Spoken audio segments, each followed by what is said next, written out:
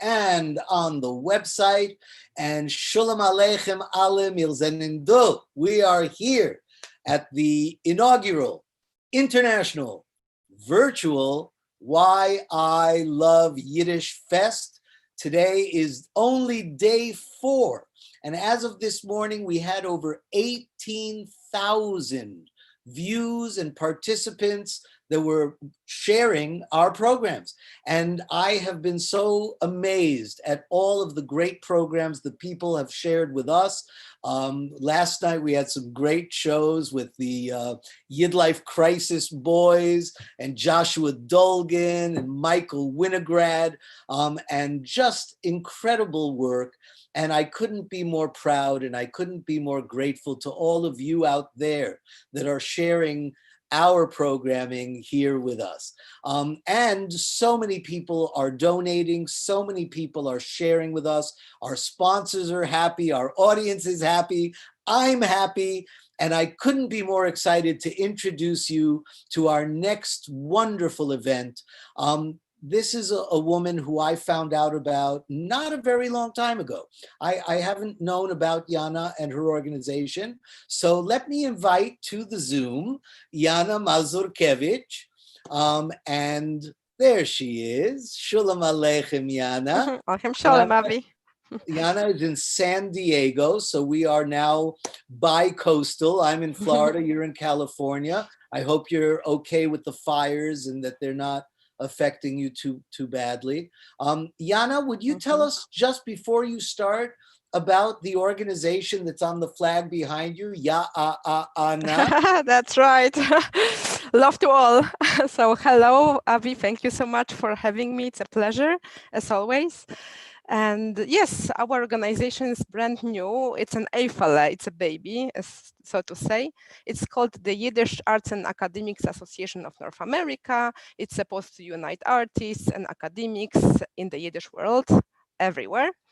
But also in San Diego, because San Diego, before we emerged, had zero Yiddishkeit going on, and we wanted to change it. Wow. Well, actually, you've had Yale Strom and Elizabeth Schwartz out in San Diego for quite a while. Yes, but they were wandering like gypsies. They need a home. Right. That's great. And you've given them a home, and we're giving them a home tomorrow. They're actually doing one of our events tomorrow night, I believe. Yes, tomorrow at 8 o'clock. They are going to be doing a film screening of their Great Day on Eldridge Street and giving us a live concert. So I can't wait. I've known Yale for a very long time. Yana, I'm going to let you take over, but I just want to tell the audience that I am constantly looking for people like you who are so dedicated. I've seen your work now, and I've watched and even participated in some of your conferences. You are doing very important work, bringing together the arts and the academics in Yiddish language. We're doing a lot more Yinglish than we are Yiddish per se. We're doing Yiddishkeit, but we also do Yiddish language. But you are doing such important work. And again, I just want you to know that here at the Yiddishkeit Initiative, you will always have a home, all right? And anything we can do to help you, you know we are here.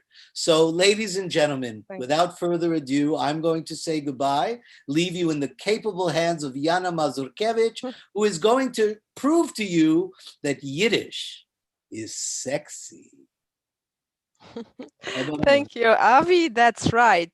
Today we will all learn that Yiddish is not only a language of juicy curses, as we all know, but also of some interesting love and erotic vocabulary. And what I will present to you is it's no by any means a comprehensive list. It's just a few examples, how to talk about love in Yiddish, how to talk about sexual life in Yiddish, and how to practice talking. So let me share a screen with you so you could read the material as well. I hope it's visible to everybody.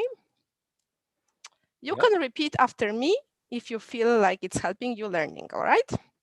So let's start. Liebe und Erotik. Liebe und Erotik. Danke, Avi. Love and Erotic Yiddish vocabulary class. First, before we start building sentences and learning words, let's learn the names of the characters of today's program. Die Parshoinim. Die Parshoinim. Mein, so my, dein, your, Mann, husband. Weib, Frau oder Freu, both are good for saying wife. Hosen, groom. Kale, bride. Hosen Kale, bride and groom. Basherter, that literally means the destined one, can be used as a fiancé. Basherte, the destined one for female, a fiancé. And we have a few words for saying how to say a lover. Liebhaber, this is a man. Liebhaberin for female. What you will see today, it's very useful to talk instead of your private life, to talk about the private life of your neighbors.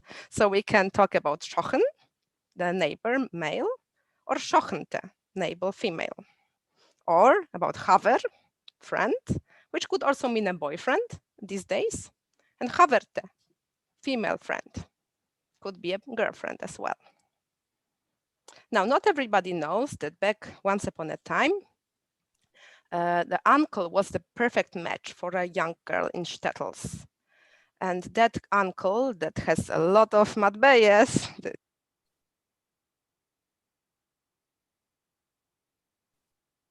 Oh, we lost your sound, Jana. Thanks for letting me know. That must be internet. I'm back? Okay. Yes, so this, back. Thank you. So in shtetls, we didn't have sugar daddy. We had sugar uncle. And that person was called Liebe Vetter. Perfect match. Okay, let's go further. It gets more interesting in terms of vocabulary, as you see. Verstellnik. Who is a Verstellnik? In Purim Spiel, that was a person who led a parade. And nowadays, if we talk about cross-dressers, that would be the name we use, Verstellnik. Somebody who is dressed differently. And this one you probably know, Feigele, so the gay person, lesbianke for a woman. And these are the examples of sentences we could already build. Moshe is a Verstellnik. Moshe is a crossdresser. Surele is a lesbianke. Surele is a lesbian. And you can practice with other words from that list too. We will not practice because I don't have the live audience, but you know what I mean. Okay, and now let's go to other expressions. Question number 1, Wemmen hast du lieb? Whom do you like or love? Yiddish really doesn't have any distinction between liking and loving. So it's the same expression for both.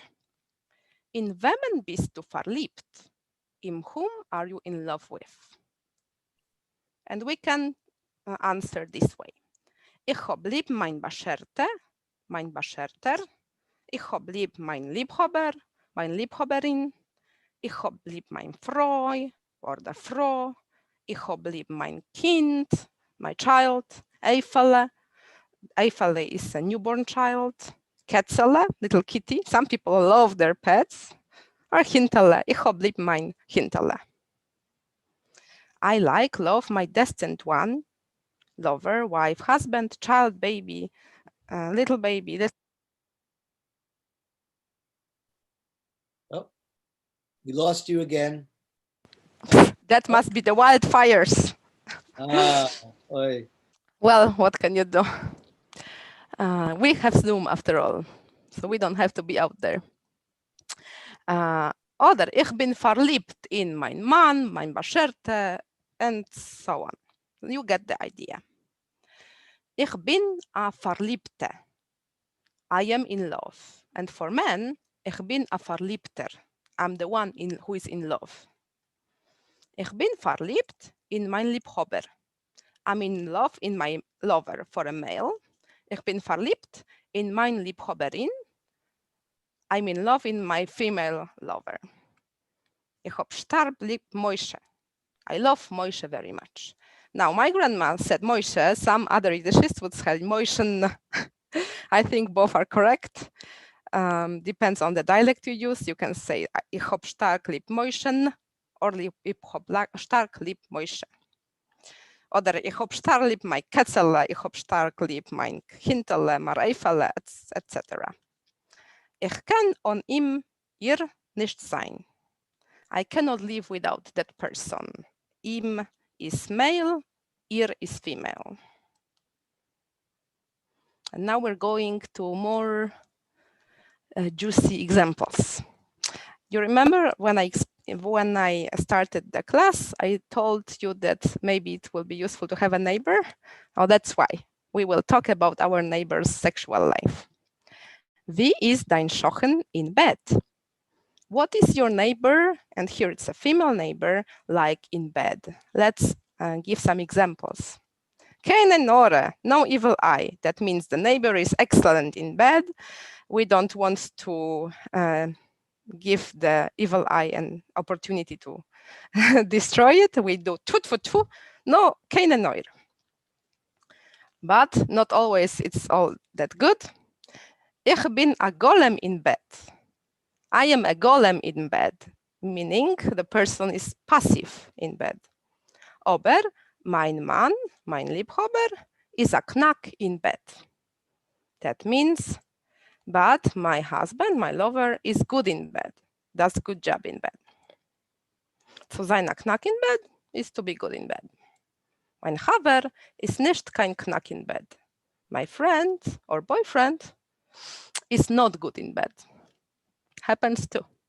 Mein Schochen is an erotoman. So my neighbor happens to be an erotomaniac. Mein Schochente is an erotomanke. My neighbor, female, is a nymphomaniac. Surele is a wilde Haie in bed. Surele is a wild beast in bed. That's a good thing, I think. Was hat dein Schochente lieb zu tun in bed? Now let's talk about the female neighbor. What does she like to do in bed? Now we'll see some examples. Mein Schochente hat lieb zu da in bed. What can they do in bed? Well, sometimes just schlafen. Mein Schochente hat lieb zu schlafen in bed. Mein Schochente hat lieb zu chrappen in bed. My neighbor likes to snore in bed. Kuschen sich. Kuschen sich is to kiss each other. Pariseven is an interesting way to say to French kiss. Pariseven, like in Paris. People could also tulien sich, so snuggle. Ton mitzvah, perform a mitzvah. Machen Liebe, make love. These are nice, poetic ways to say have sex. But there are also some more vulgar words like trennen, stuppen. These are the so-called bad words that we can use to describe this mitzvah. There are other words that we can use to be more specific. Tona gichale, to do a quickie. Gich, to do it quickly. Or to do, to ton an Einnachtel, to do one night stand. Ein is one, Nacht is night, one night stand, right? Or it can also happen that somebody will zustellen a Beichel. That means to give somebody a little belly, to make somebody pregnant. And these are the examples how we can use all of this vocabulary we just learned. Mein Liebhaber hat lieb zu machen Liebe und tulien sich in bed. My lover, likes to make love and snuggle in bed. Mein Weib hat lieb zu schreien auf Yiddish, English, Französisch in bed. My wife likes to scream in Yiddish, English, French in bed. Yeah, that you can also add your languages to this list. Other question we can ask. Was hat Moishe Surele nicht lieb zu tun in bed? What does Moishe or Sure, what don't they like to do in bed? Surele hat nicht lieb zu pariseven in bed. Surele doesn't like to French kiss in bed. I don't know, maybe she likes to French kiss elsewhere. Who knows? Other examples we can give. Mein Mann hat nicht lieb zustellen a Beichel in bed. My husband doesn't like to make anybody pregnant in bed. He might enjoy other things, but not this one. Moshe hat lieb schlafen und chrappen in bed und hat nicht lieb sich tulien und kuschen in bed. Moshe likes to sleep and snore in bed, but he doesn't like to cuddle and kiss in bed. Maybe Moshe is a little older and he only likes to sleep and snore. So this is our brief vocabulary list. And now I would like to share with you some idioms about love. Maybe you know some of them. Die Liebe ist süß, mit Brot ist sie besser.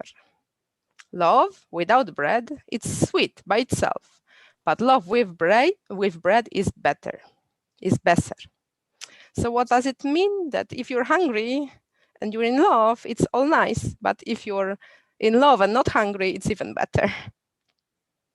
A bissel Gein ist schon nicht gemein. That means even a little bit of harm is rare in this life. As das Herz ist voll, gehen die Augen über. When the heart is full, the eyes exaggerate. When if you're in love in somebody, you see the things that are not there. You don't see the bad features of that person. You see only the beautiful things about that person. Leichte Liebes, schwere Schadens. Easy loves, heavy damages. The easier the love, the more harmful the consequences of that love. Es ist leichter zu hitten a Sack Flieh, wie a verliebte Mädel.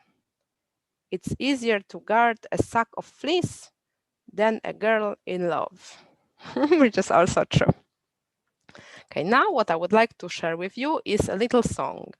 That song, unfortunately, I can't play it for you because I only heard it in the theater in Romania. I've never seen it performed or written anywhere else. So we will sing this song together, I hope. In der Teure ist geschrieben, the Torah says, and this is a Romanian theater song, which is a little dirty, but not too bad. First, we'll read the words together, and then I will sing it, and hopefully you will sing with me. In der Teure ist geschrieben. In der Teure ist geschrieben, la la la la la la la, mit der Schickse kann man liegen, la la la la la la la la. So we'll translate. The Torah says, la la la la la la la, you may lay with a shiksa, la la la la la la la la. Ob man liegt die ganze Woche, la la la la la la la la, kommt der Shabbos, sie will noch, la la la la la la la. If one lies with her the whole week, la la la la la la la la, the Shabbat comes and she wants some more, la la la la la la la la. I hope you enjoyed this little song. Of course, there are more dirty songs, but this is an easy introduction, right? So I will sing it. I'll just have a little Wasser. In der Teure ist geschrieben, la la la la la la la la. Mit der Schickse kann man liegen, la la la la la la la la. Oi, man liegt die ganze Woche, la la la la la la la la. Kommt der Schabbos, sie will noch, la la la la la la la la. So that's the little song that I wanted to share with you. Avi, do you know this song? I don't, but I like it. So Avi, that's it. I thought we would, when I prepared the material, I thought we could go in pairs and practice this vocabulary. I see we can't because it's not on Zoom. We don't have audience on Zoom. Right. So maybe we can practice together. Sure. Well, here, join do you know this vocabulary? You know, a lot of it I know, but I did have a couple of questions for you, or at least go ahead. Go ahead. You had something about a knack. Is there knack? There is a knack in bed. So there is, of course, a großer Knacker. He's exactly. Knacker, right? Precisely, yes. So is that where that comes from? Because I never made that connection. Yes, yes, that's my intuition. What that my intuition says. I found that one in Bashevis Zinger's Ah, novels. I did extensive research on this vocabulary because I was preparing a play that had some action in it, and I right. couldn't find the words. So I read what I could read about it, and that's a part of what Right. I learned during that research. Right. Now, then there's another saying that you didn't say, which is "Die Liebe brennt wie ein nasse Schmatte," Yeah, yeah, yeah, which is yeah. a wonderful, Yiddish Wörtel, which Mhm. means love burns like a wet rag, which basically means there's no love between them. Die Exactly. Liebe brennt wie ein nasse Schmatte. Um, It doesn't really brand. Yes. um, you know what? I would actually love to just talk with you. So why don't you stop sharing the screen and Okay. let you and I have a little discussion because I'm fascinated. I'm fascinated not just by, the words that you have given us, which are wonderful, but I'm fascinated by the concept because most people in the world today think of Yiddish as, oh, it's when you want to be funny, then you use Yiddish. Shlemazel, a shlemil, a shmegegi, you know. And so people associate Yiddish with either, silly, shund, fun, or, old, the old survivors and the victimhood of Mhm. the Holocaust and what people don't realize is that if you go back in time to the 1880s, 1890s, and early 1900s, Yiddish and Yiddish vaudeville and Yiddish burlesque was very, very sexy. For sure. Now, For you sure. know, you know Moishale Alfonso, yes? Of course. So in our, we should have called him to join us on this. That's right. Moishale, if you're here, call and we'll put you on. Moishale, if you're watching, give me a call and we'll get you on vocally. Moishale, 2 years ago, we had our first YiddishFest. It was a very small affair. It Cool. was 4 days on Miami Beach. And Moishale and I had met, and I asked him if he would put together a program called Yiddish is Sexy. And he did. And it was a wonderful compilation of old films and old stories and old songs that were very, very bawdy and very sexy. And he even Right. performed. He even did some lip syncing. He's not a singer, but he was lip syncing with some of the sexy songs. Um, have you done any research about that particular era of Yiddish literature and Yiddish film and the sexy side of Yiddish? For sure. Yes, that's how I did my research as well. And this is only lesson number one. We have more lessons like that. We have half an hour of presenting the vocabulary and then half an hour of practicing, usually in our I class. love practicing. I think practice is very important. I think practice is extremely important in this particular field. Um, Precisely. More important than the theory sometimes. right, absolutely. Although when you've been married as long as I have, sometimes it's only theory. It's Um, only snoring and right, yeah, that's yes, right. sleeping. So tell me a little bit more if you can, about the the performers. And I mean Romania. You mentioned that this song came from Romania. Yes, Um, Romania was the hotspot for a certain for Yiddish entertainment, like bar entertainment, stand-up, a little cabaret, and that's where you would get that kind of right. vocabulary.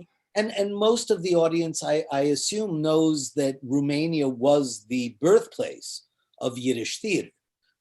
Avrom Goldfaden started the Yiddish theater in Yas, and then eventually to Bucharest, Right. and Yiddish theater.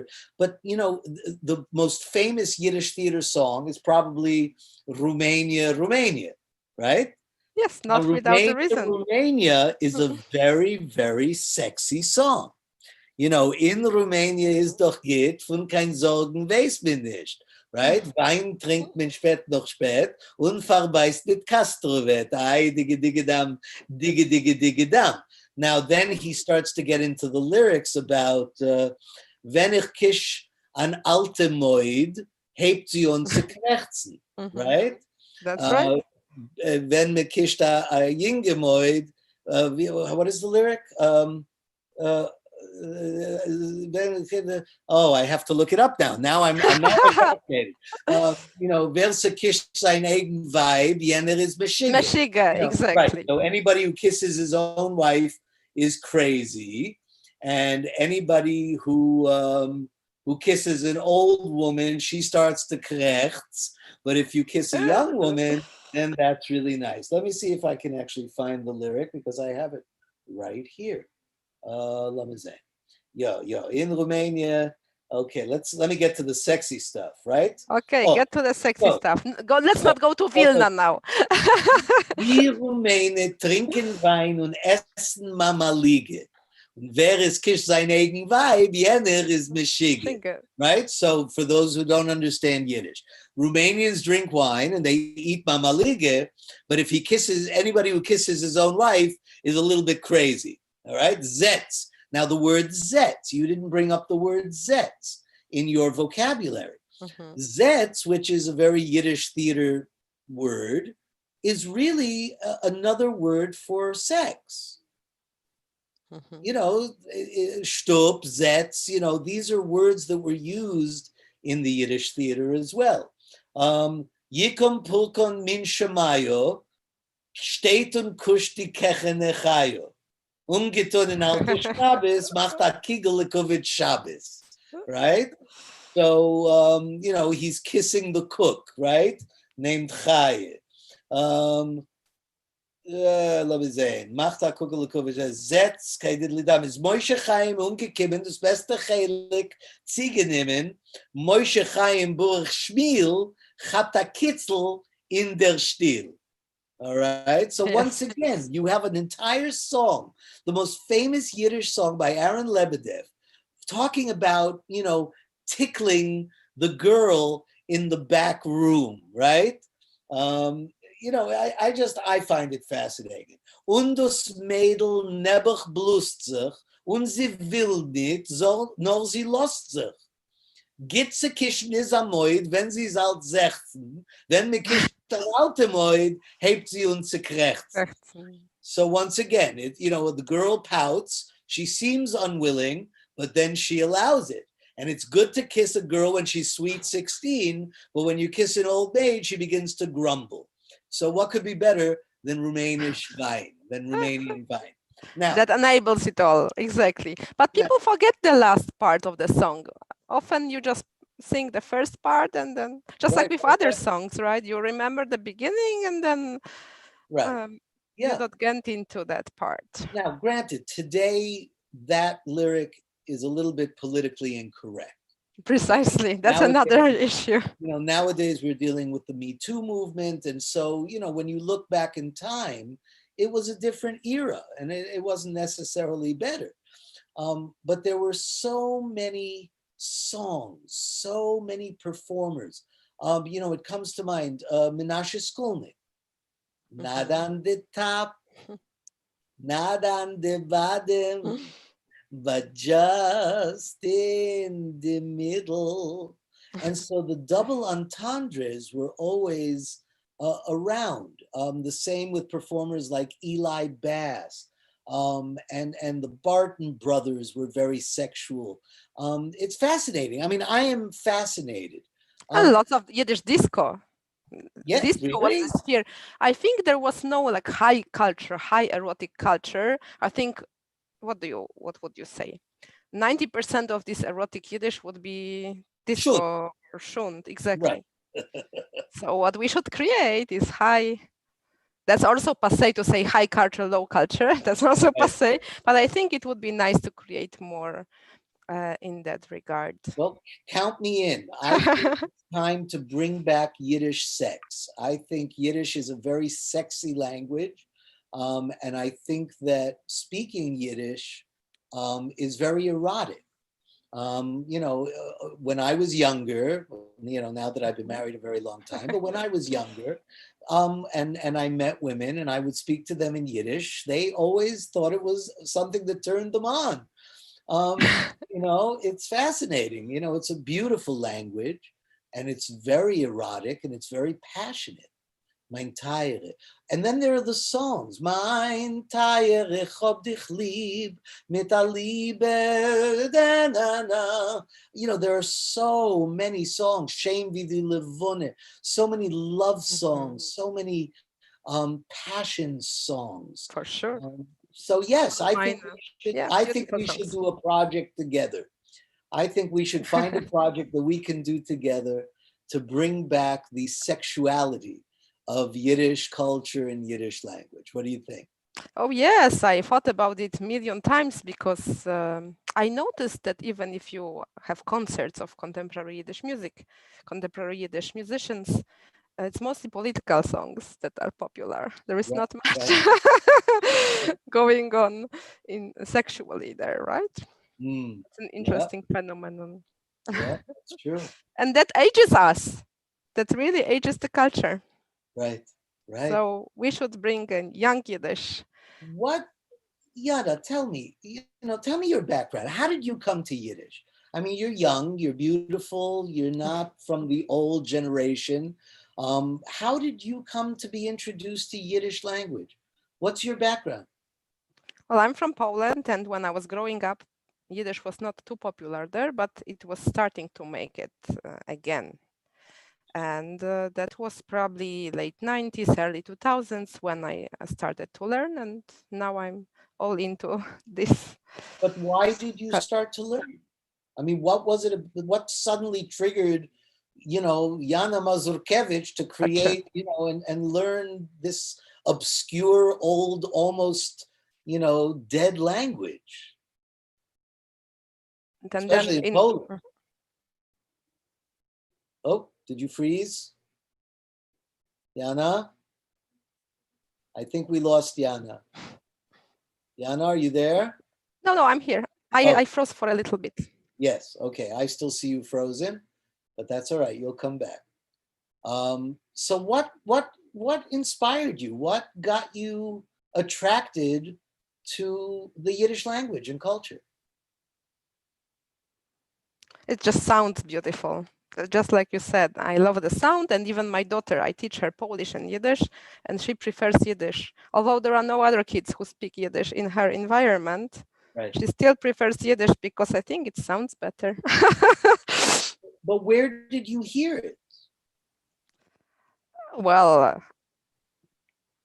I would hear it. Where? Especially in Poland. I mean, I know there's a National Yiddish Theater in Poland, in Warsaw.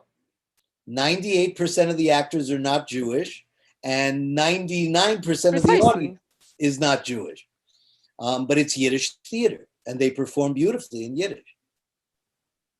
And if it's still there, it means it's needed. If it wasn't needed, it wouldn't be there. But where did you hear Yiddish for the first time? It was in my home. It was very much present on the TV, radio, CDs. We listened to all that stuff. Now you're still frozen video-wise. Can you turn off your video and turn it back on, please? Stop your video and then start it again, and maybe you'll come back. All right. Wow, look at that. I'm going to stop your video. Nope, doesn't want to stop. All right. Today is a day of some technical issues. So as long as you're still with us audio-wise, we'll keep on going. Good. So your parents spoke Yiddish? No. Your grandparents spoke Yiddish? Most probably, but I didn't really know them. Yes, but the culture was still a part of my upbringing for sure. I see. Not as much as I would like to, but it was still there. So how did you start to learn Yiddish? I mean, there you are. Now you're back. Good. Oh, you were back. Oh, the host stopped the video. Oh, here, let So me you have start. to. All right, hold on. So I can't bring it back. Manage participants, Yana, ask to start video. Okay. Exactly. I've asked you to start. There you go. There you are. Yuffie. Good. Yes, my first Yiddish experience in terms of learning was the summer course in Vilna. And that was wow. 2008 or 7, something like that. Was that David Katz? Who was the teacher? Oh, yeah, no. We had younger teachers. I was just a beginner then. Right. Wow. Wow. I know my mother taught in Vilna many times, and in Oxford as well. Oh, it's an excellent program. Yes. Yes. It's one of the best programs in the world. So you started to listen to Yiddish. You decided to learn Yiddish.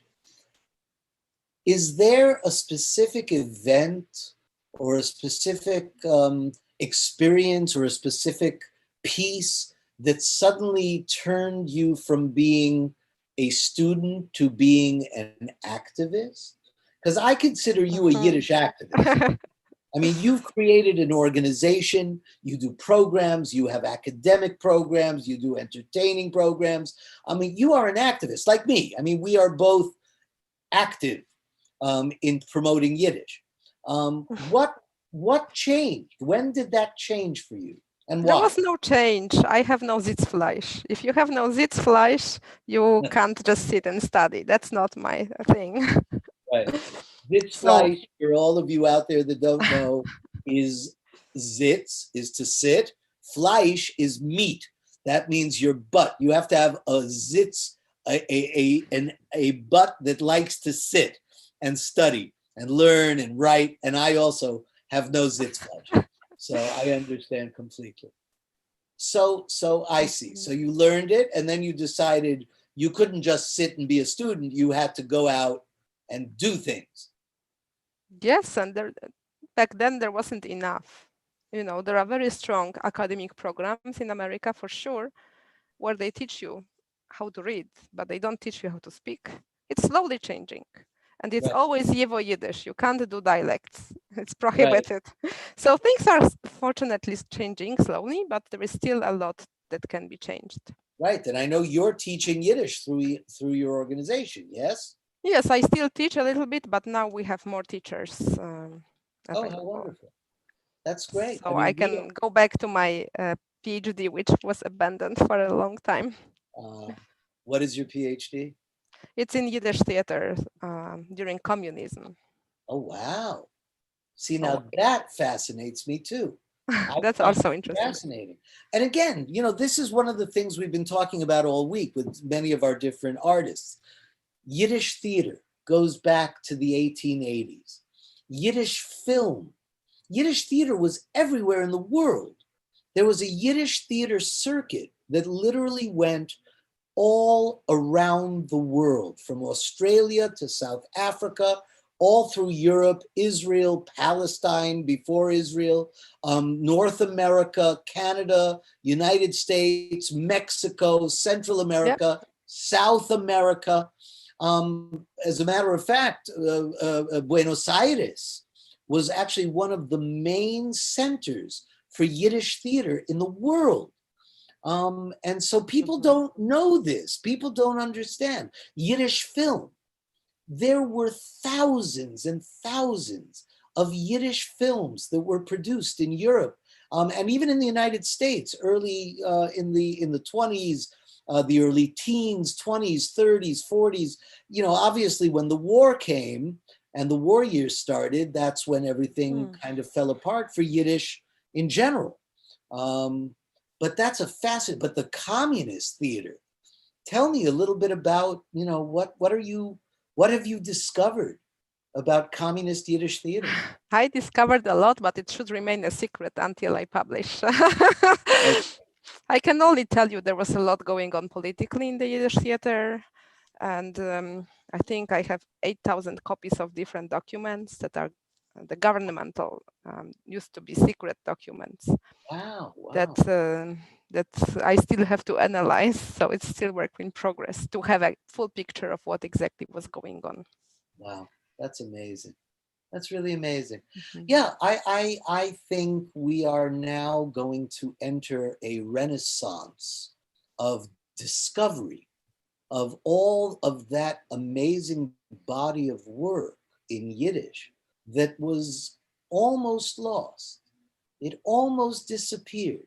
But like this week alone, we have Yiddish films, The City Without Jews, Mhm. and Five Brides, and all these amazing silent films and early voice films that were done in Yiddish. I mean, these were Yiddish silent films. Yes. It's kind of an interesting concept. The music, the discoveries that are coming, like Yiddish Glory, this wonderful project where they discovered all these lost songs and music that had been destroyed by the Nazis. And then they Mhm. found these records. It's stunning.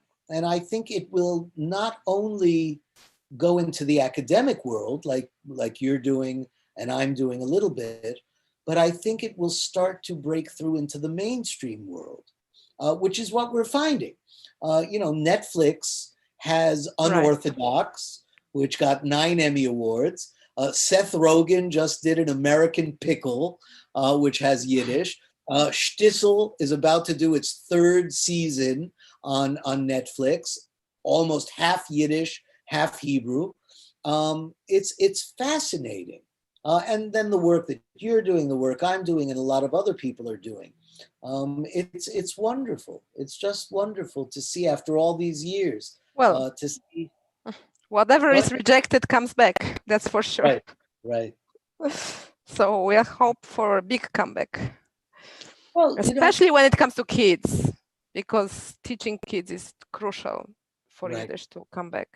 If we don't right, teach the kids, then there is no chance for that. right. Yeah, no, I think you're right. I think we need to start talking to the Jewish academic institutions and start preparing curricula that they can teach their children. Hebrew, fine. Everybody's getting Hebrew. It's time to bring back a little bit of Yiddish, a bissel Yiddish, a Yiddish and Tam. Mhm. And so, yeah, you and I should definitely have longer conversations about this because Gladly. there's a lot of material that is out there. I know my mother, back when she was my teacher in the Shulam Aleichem Volksschule, 21, Cambridge Avenue, they had all these academic materials for children. For sure. Little plays, Aleph Avremel, Lialkis. I mean, there were just all these wonderful children's theater musicals in Yiddish that I remember doing as a child. I don't know where they are. We have to find them. Yeah, Soviets have them too, Right. Yeah, yeah, it's fascinating. Um, so when did you come to the United States? When did you leave Poland? Oh, I came for my PhD, so it was maybe 6, 7 years ago. Okay. Wow. Not that long ago. I remember the first time I went to Warsaw for the Shalom Festival, which they did in Warsaw. I don't know if they still do it. And that was Yes. the first time I was introduced to the world of Yiddish Poland.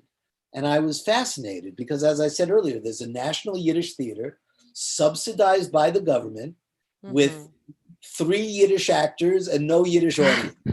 No Jews in the audience, no Jews in the company, or very few, but it is full. It's packed. And I actually have a documentary film project that I would like to go back to working on, where I interviewed in 1994 Hmm. all of the people involved in the government that were involved in the Jewish community that were involved.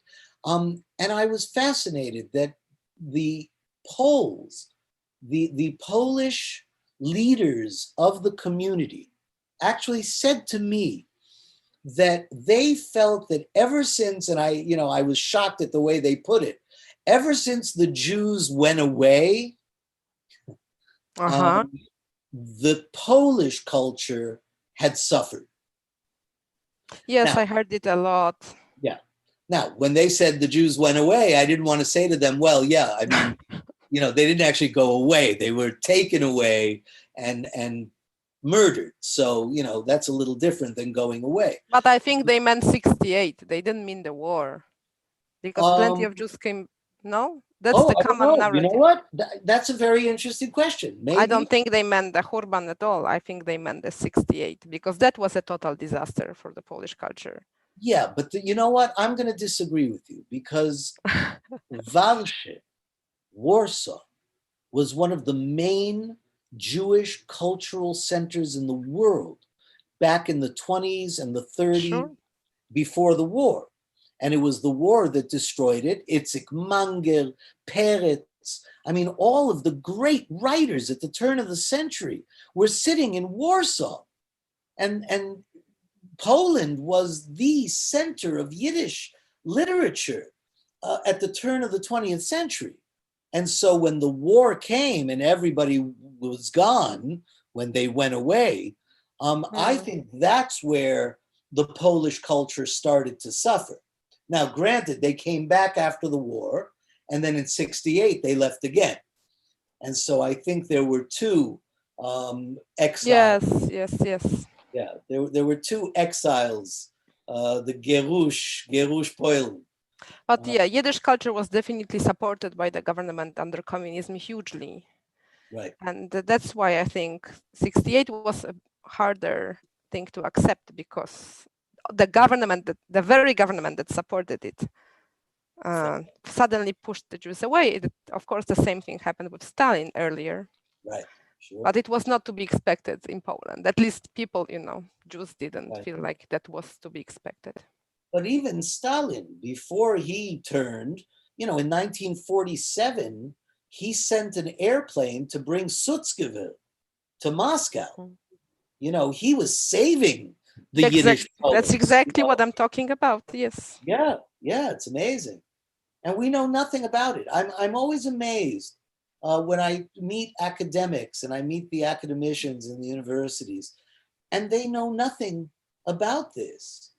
And it should be taught, it should be studied, it should be researched. This is a world that isn't that far, that long ago, that suddenly just disappeared and was nearly lost. And only now are we really starting to dredge up to find those hidden treasures that have been lost. Yeah. Sehr, sehr schrecklich interessant. Schrecklich interessant indeed. Schrecklich interessant. Terribly, terribly interesting. Good. There's plenty to research, and I think it will take a lot of people to recover what we've lost. I agree. Good. Yana, you want to tell everybody about your organization, how they can help you, how can they support you, how can they find your programs, where are you, what are you doing, and how they can be a part of it? So it used to be only a local small organization.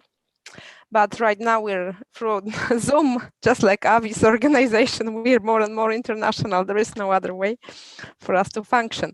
So you can find us. I will maybe put the link to the website on Facebook. Please, sure. Here, I can do it. Oh, tell okay. Yeah, I can put it here in chat and then you can copy. So we have a... Okay, very good. I'll put the link to the website and then the email address. So you could reach us. Copy. And this Sunday, we have actually an event all in Yiddish about Yiddish life in Mexico. Because here in San Diego, we have a lot of Jews who came here to San Diego from Mexico. Right. And one of them agreed to be interviewed on Sunday. So you'll have a chance to hear a native speaker. Wow. And to hear her talk about her life in Mexico. Do you know Alejandra Charny? Yes. So she's going to be doing a concert for us tomorrow at 2 o'clock. Wow, great, great. And I will listen. She's going to, the concert is called The New Paths of Yiddish Song in Latin America. And so, yes, I too am fascinated by that connection between the Latin American, the South American connection, the Central American connection to Yiddish. there were so many Yiddish-speaking Jews who moved to Central and South America. And it's amazing. It's really quite fascinating. Quite fascinating. And South Africa as well. We Right. will have another event in October about South African Jews. Oh, Let's see it, a different story. yeah, no, South African Jews also. It's quite a stunning, quite the stunning history. Australia. I mean, it turns out that the first Jews in Australia were criminals who were Yes. exiled from England and sent Yes. to Australia. And there's a very large Yiddish-speaking community in Australia as well. Yeah, it's really quite fascinating. Good. Yes, this part is hard to manage because of the time difference with Australia. Right. Yeah, that's true. That is very true. Is there anything else you would like to share with our audience? Is there anything Thank else you for you'd like to? coming. Good luck with the festival, and I hope we will collaborate in the future. I look forward to it. Ashenim in hartzigen Dank, Janale. Thank you so much for being Grüßen part of our Dank. festival and for making Yiddish a little sexy again. Thank you. That was just a bissel. Yeah, And just just a nash. a nosh, and there is more to learn for sure. Good, good. So everybody out there, go visit Yana's organization, and support their organization. Everybody, we all need your help. So please, and support their work and take their classes and become a part of it. And we indeed will collaborate again, I'm sure, in the future. All right? Thank you. Sei gesund. Sei gesund. I'll see you soon. And for those of you out there who are still with me, Yana is wonderful, and I'm very grateful that she is a part of our festival. And those of you who are still here, please remember, number one, our sponsors are wonderful, and I am very grateful to all of them for making this possible.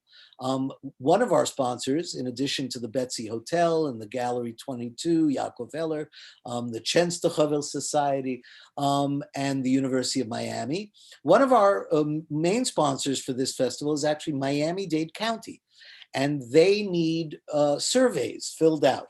So I have been putting in, I think we've been putting into your YouTubes and into your Facebooks links. Here, I'm putting one into the Facebook right now. This is a link to our survey. So please, it'll take you 2 minutes, no longer, to go and fill out our survey.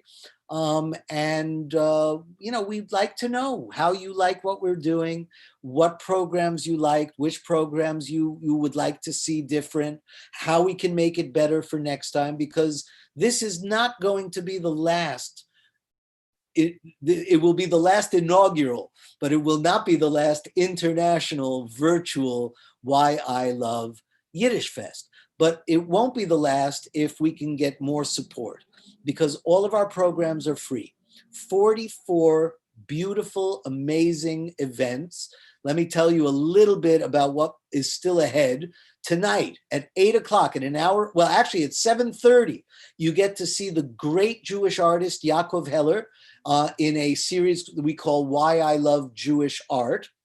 And then at 8 o'clock, we are doing a live play reading of the great Sholem Asch's play, God of Vengeance, Gott von Nekume. We're doing it in an English translation by Corrado O'Brien, a full cast, and Sholem Asch's great-grandson, David Mazower, who works very hard at the National Yiddish Book Center. He is one of the most important researchers and archivists there. He does a lot of work at the Yiddish Book Center. He will be joining us, and he will be telling us about his great-grandfather, about the history of God of Vengeance. We'll read the play out loud with a full cast, and then we will do a Q&A and a little schmooze with David Mazower about his great-grandfather and about the play. And then at 10 o'clock tonight, we are doing a live play reading of a play called Address Unknown, which is part of our liberation commemoration events. It's a Holocaust play written by Cressman Taylor, who actually wrote under the pseudonym Cressman Taylor because her real name was Catherine.